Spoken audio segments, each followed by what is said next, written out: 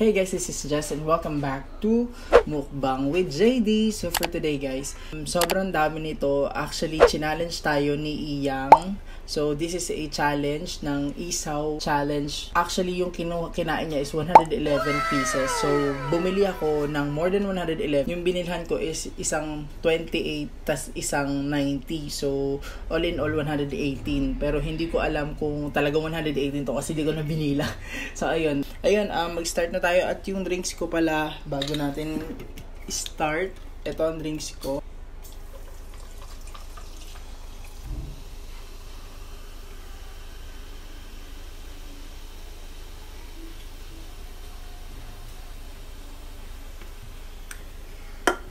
So ayun, ito yung drinks natin.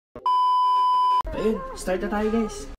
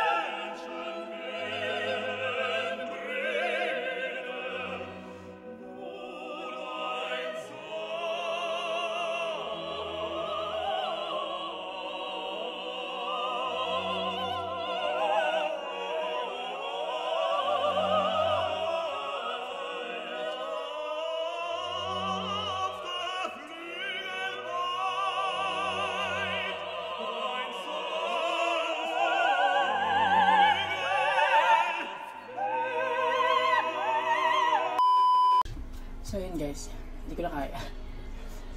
At saka namatay na yung phone ko dahil full na yung storage, so hindi ko na itutuloy kasi masisira yung yung no edit. So ayun. Nakaubos lang ako ng 44 pieces and eto kakainin ko rin to sa susunod na araw. Ito na yung uulamin ko. So ayun. Hindi ko alam kung bakit ako yung challenge ni Iyang. Pero sabi niya, i-challenge ko daw si KRIS. So, sabi niya, i-challenge si KRIS. Dapat makaubos siya ng more than 111. Kung hindi, sana, feeling ko kaya mo itong nagawa ko. Hindi ko kasi talaga kaya. Sobrang dami. Pero ayun, so mapupurga tayo ng isaw for the whole week. So ayun, that's it for today guys. Thank you so much again for watching. And for today, walang shoutout muna. Yung shoutout ko baka bukas na lang kasi may upload din ako ng 21. So, ayun. Thank you so much guys again for watching. And if you're new to this channel, please click the subscribe button and click the notification bell para maging updated ka sa mga susunod naming uploads. At kung gusto mo namang ma-shoutout sa mga susunod na mukbang, please comment anything on the comment section. And kung gusto mo kami i-follow, follow mo na kami sa mga social accounts namin nasa description box. At that's it for today. Thank you so much guys again for watching and we hope to see you on our next mukbang video. Bye! Huwag mo na ka ulit sa challenge, Iyang halibaw ka.